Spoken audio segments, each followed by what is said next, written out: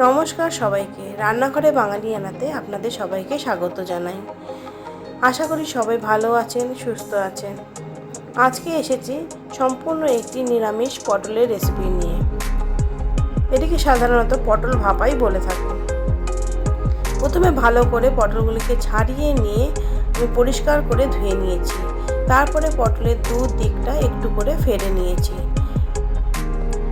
এরপরে কড়াইতে খুব সামান্য পরিমাণ সর্ষের তেল দিয়ে গরম করতে দিলাম। তেলটি গরম হয়ে গেলে কেটে রাখা পটলগুলি আমি ছেড়ে দিলাম। এবারে পটলগুলি লো টু মিডিয়াম ফ্লেমে ভালো করে ভেজে নেব। ফ্লেম হাই করে ভাজলে পটলের বাইরের দিকটা পুড়ে যাবে, কিন্তু ভেতরটি কাঁচা থেকে যাবে। এরপরে সামান্য হলুদ আর নুন আমি দিয়ে দিলাম।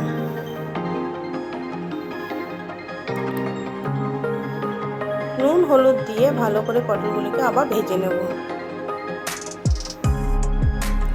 পটলগুলি হালকা ভাজা হয়ে আসলে আমি একটি মশলার পেস্ট বানিয়ে নেব।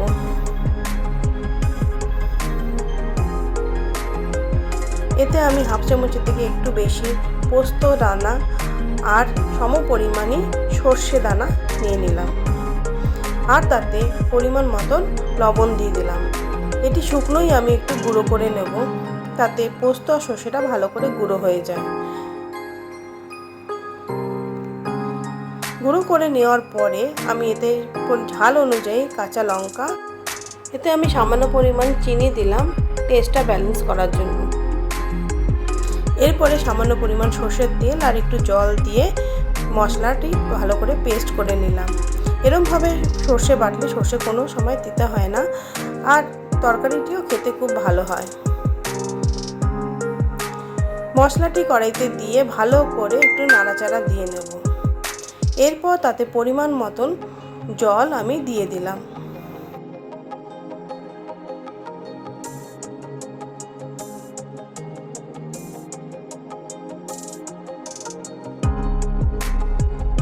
এরপর ভালো করে ফুটে আসলে জলটা যখন একটু শুকিয়ে আসবে, তখন আমি স্বাদের জন্য কেটে রাখা ধনেপাতা কুচি দিয়ে দেবো।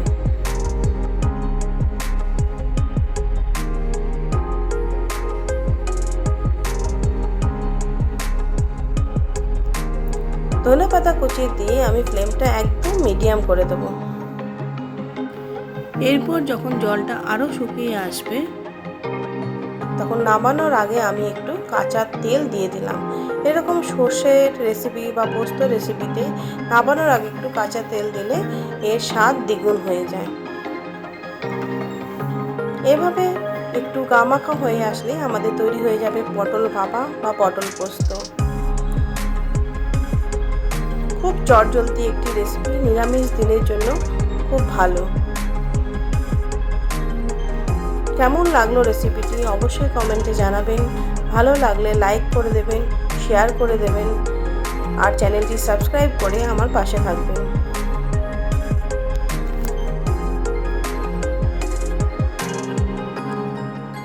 সবাই ভালো থাকবেন, সুস্থ থাকবেন। ফিরে আসবো আরও একটি নতুন রেসিপি নিয়ে।